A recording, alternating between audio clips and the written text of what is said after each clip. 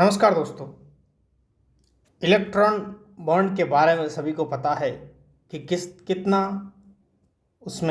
कितने उसमें धांधली हुई, वो सभी जानते हैं।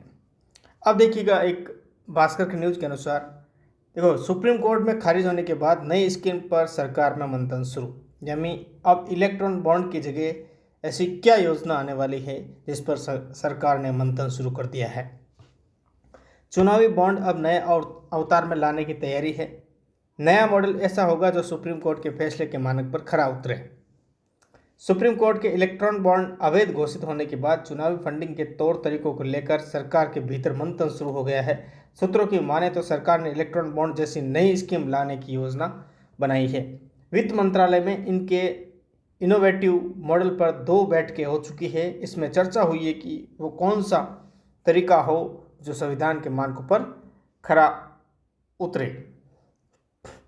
सुप्रीम कोर्ट की समीक्षा की कसौटी की बाधा पार कर सके। देखिएगा, सुप्रीम कोर्ट ने इलेक्ट्रॉन बॉन्ड की व्यवस्था पर सवाल उठाते हुए कहा था कि यदि कोई व्यक्ति ये बॉन्ड बैंक से खरीदता है तो उसका संपूर्ण विवरण रिकॉर्ड में दर्ज हो जाता है, लेकिन बी ये इलेक्ट्रॉन बॉन्ड सर्टिफिकेट ए को कुछ अतिरिक्त नकद राशि देकर हासिल कर ले और किसी राजनीतिक पार्टी सी को दे तो बी का नाम कहीं से भी रिकॉर्ड में नहीं आता है।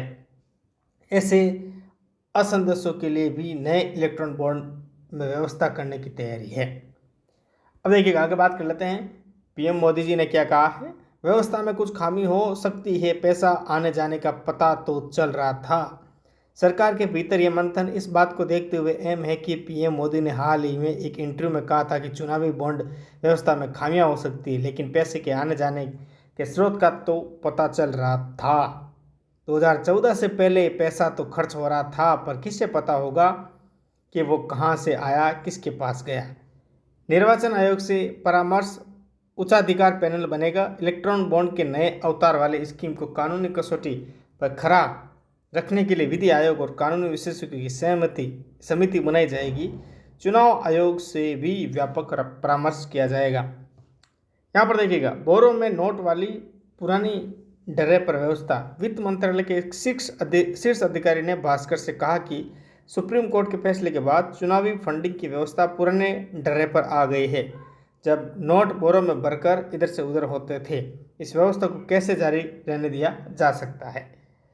तो ये थी आज की खबर में, भास्कर न्यूज़ में, कि इलेक्ट्रॉन बॉन्ड जो कि सबसे बड़ा घोटाला साबित हुआ, अब उसके बाद सरकार क्या नई स्कीम लाने वाली है वो आपके सामने है। धन्यवाद।